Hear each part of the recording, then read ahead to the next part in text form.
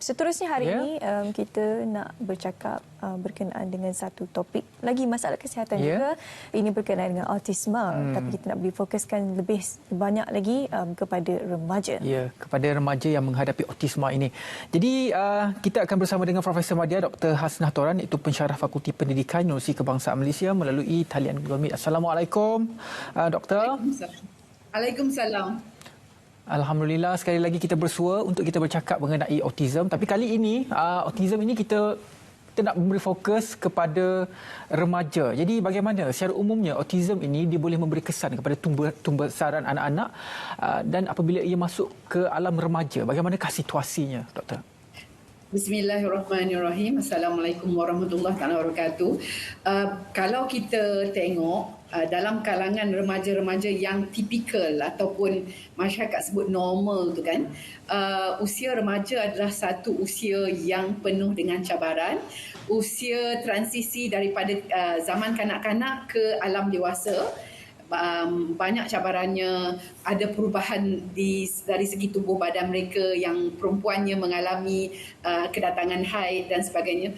Jadi jika remaja-remaja yang tipikal ini pun mengalami masalah, mengalami cabaran, apatah lagi remaja-remaja yang mengalami autism. Walau bagaimanapun, saya nak ajak semua penonton supaya jangan hanya fokus kepada faktor autism saja.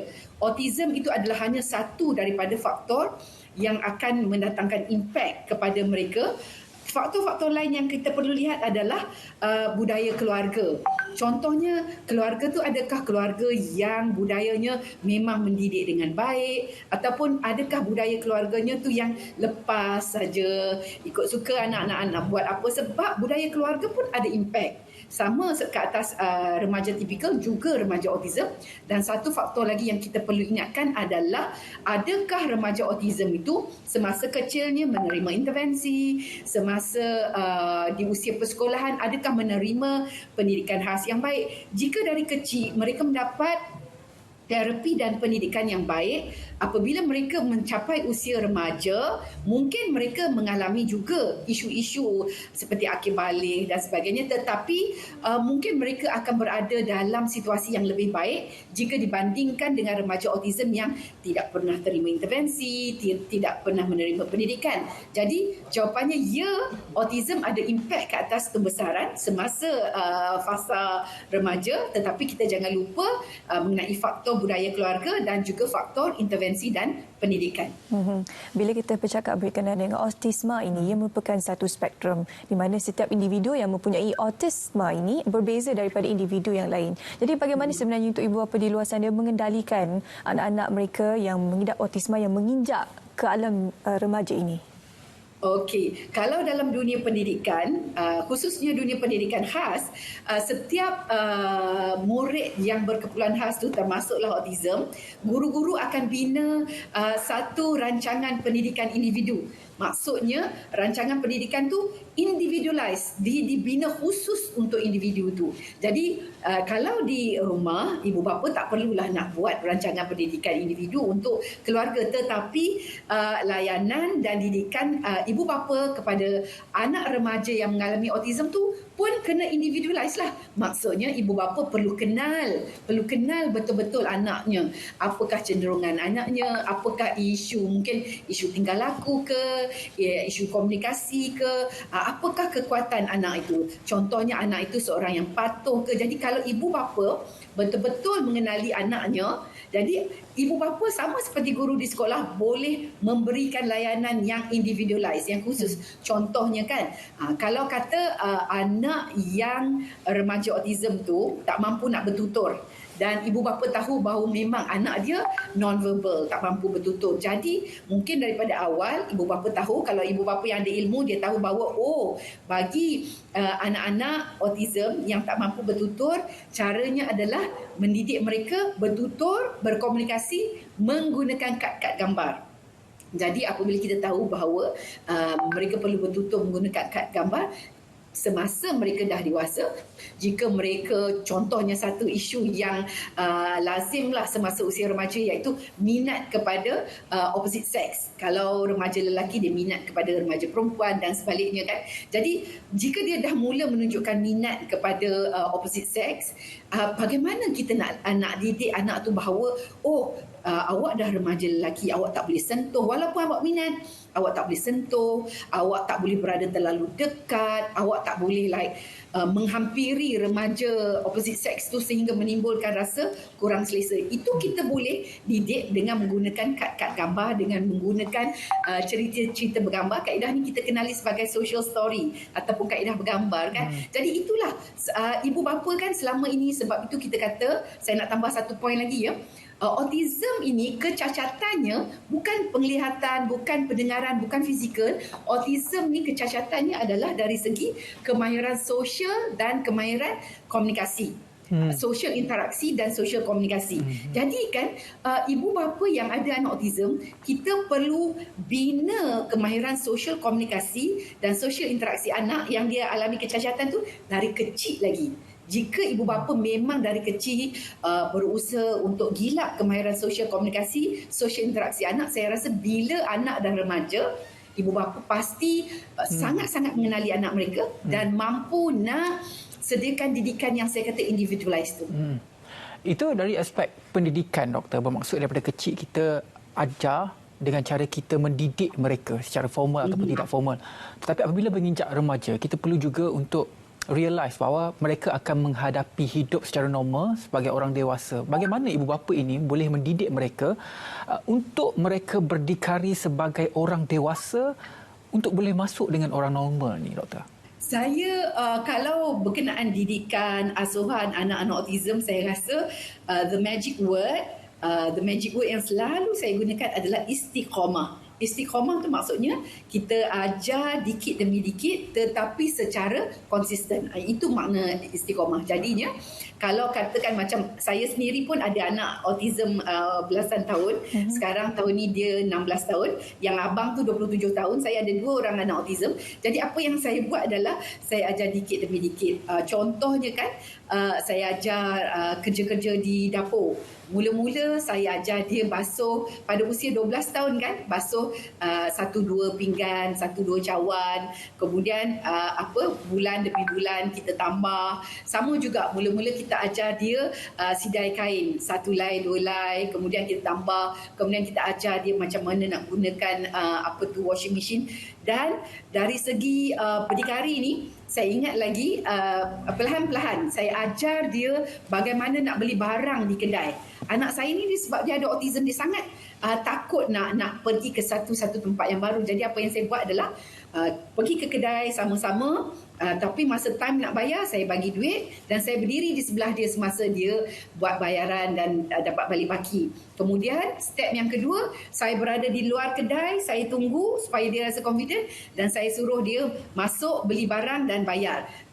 Step yang ketiga, saya duduk dalam kereta dan dia masuk sendiri. Dan step yang ketiga adalah saya berada di rumah, dia sendiri turun dan semasa tu kami duduk di apartmen kan, dia turun lift sendiri dan dia pergi beli barang. Jadi apa-apa kita nak ajar, kita ajar dikit demi dikit.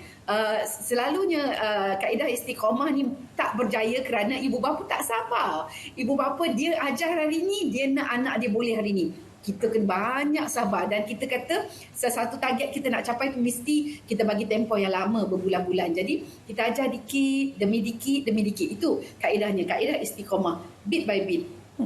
Okey, memandangkan Puan sendiri ada pengalaman secara peribadi mengendalikan anak-anak remaja autistik ini, apakah antara keperluan mereka sebenarnya apabila menginjak ke dalam fasa ini? Ya, masa kanak-kanak mungkin keperluannya sedikit berbeza kerana mereka lebih bergantung kepada ibu bapa mereka, tapi bila masa dah remaja ini, keperluan mereka, kehendak mereka sudah berbeza dan disebabkan oleh kekurangan orang kata cara untuk berfikir, untuk berkomunikasi, itu agak sukarlah. Jadi Puan sendiri mempunyai pengalaman apa agaknya keperluan anak-anak autistik remaja ini? nombor satu, bagai yang saya sebut tadi, nombor satu, kita kena betul-betul kenal anak kita. Kita kena betul-betul kenal apakah kekuatan dia, kelebihan dia, apakah keperluan, kelemahan dia. Dan pada usia remaja, kita kena pantau tingkah laku dia. Kadang-kadang ibu bapa dengan anak-anak yang autism ni, dia di dalam fikiran ibu bapa ni, dia fikirkan, oh, he is my forever baby. She is my forever baby. Kita fikirkan anak kita tu akan menjadi baby kita selama-lamanya. Jadi nombor satu, kita kena sedar bahawa mereka menginjak ke alam dewasa. Jadi mungkin ada perkara-perkara baru yang kita akan mengejutkan kita. Contohnya anak saya yang usia 27 tahun tu, sebab dia autism dia adalah lebih rendah, IQ dia pun lebih rendah, tak mampu berkomunikasi jika dibandingkan dengan adik dia. Jadi saya pantau dia tidak pernah menunjukkan minat kepada opposite sex. Tiba-tiba pada usia 16 tahun, ini saya bukan nak buka aib anak lah, saya berkongsi supaya ibu bapa mendapat ilmu ya. Pada usia 16 tahun, tiba-tiba timbul minat dia kepada opposite sex dan dia mula inappropriate touch. Dia menyentuh guru wanitanya dengan cara yang tidak manis. Jadi guru pun terkejut. Jadi itu dia menunjukkan bahawa anak kita yang istimewa ni bukanlah kita punya forever baby. Jadi apabila dia menunjukkan tingkah laku begitu, memanglah kena didik dia. Walaupun anak saya tu tak mampu berkomunikasi, ibu bapa jangan buat silap, jangan fikir bahawa dia tak mampu bertutur maka dia tak faham. Faham tu sistem yang lain, bertutur tu sistem yang lain. Jadi kita sebagai ibu bapa, tanggungjawab kita adalah didik. Anak saya tu nama Muhammad, jadi saya kata, Muhammad, no touch. Keluarga yang ada anak autism terbiasa bertutur dalam bahasa Inggeris sebab mereka lebih menunjukkan kecenderungan kepada bahasa Inggeris. Saya kata, no touch, it's not good, teacher don't like it. Kita kena didik. Mungkin akan mengambil masa yang lama, tetapi jika kita sabarkan, insya-Allah mereka faham sebenarnya apa yang boleh, apa yang tak boleh. Alhamdulillah anak saya itu Muhammad, walaupun IQ-nya rendah, bawah 70 IQ dia, dan dia tak mampu bertutur, disebabkan kita didik dari kecil. Dia tahu apa yang kita larang, dia faham apa yang kita larang. Tetapi naluri terhadap opposite sex tu agak kuat juga. Jadi kita kena continuously, kena terus mendidik dia. Dan begitu juga kalau anak yang high functioning. Contohnya, saya ada seorang kenalan, anak dia yang ada autism, mampu masuk ke universiti, dan begitu juga ibunya maklumkan kepada saya, tak pernah menunjukkan minat terhadap opposite sex. Bila sampai di universiti, baru timbul minat tu. Dan dia tidak tahu bagaimana nak menzahirkan. Walaupun dia masuk universiti, walaupun dia mampu bertutur, tetapi remaja yang tipikal pun isu hati, isu minat ni pun sesuatu yang sukar yang dia nak lalui. Jadi dia mahu menghampiri remaja perempuan di kampus, sehingga kan remaja perempuan tu timbul rasa takut sebab apabila remaja autism lelaki tu menunjukkan minat, kelihatan seperti stalking. Jadi itu pun kita perlu didik. Saya rasa bottom line, apabila anak akil balik, tak kiralah anak yang low functioning seperti anak saya Muhammad ataupun anak yang high functioning yang mampu masuk ke universiti, saya nasihatkan kepada ibu bapa, sedari kecil ajar solat bersama-sama, solat berjemaah, dan seboleh-bolehnya kalau keluarga bersama solat. Sebab itu daripada pengalaman saya sendiri, saya melihat bahawa solat berjemaah itu dapat melembutkan hati anak-anak saya. Apabila kita beri teguran ke, walaupun dia low functioning, kita beri teguran ke, kita didik dia, lebih mudah selepas saya sekeluarga mengamalkan solat berjemaah, insya-Allah. Okey, baik. Terima kasih kepada Profesor Mada Dr. Hasna Toram bersama kita hari ini untuk bercakap berkenaan dengan autisma dalam kalangan remaja. Terima kasih banyak-banyak, Doktor. Baiklah, sekarang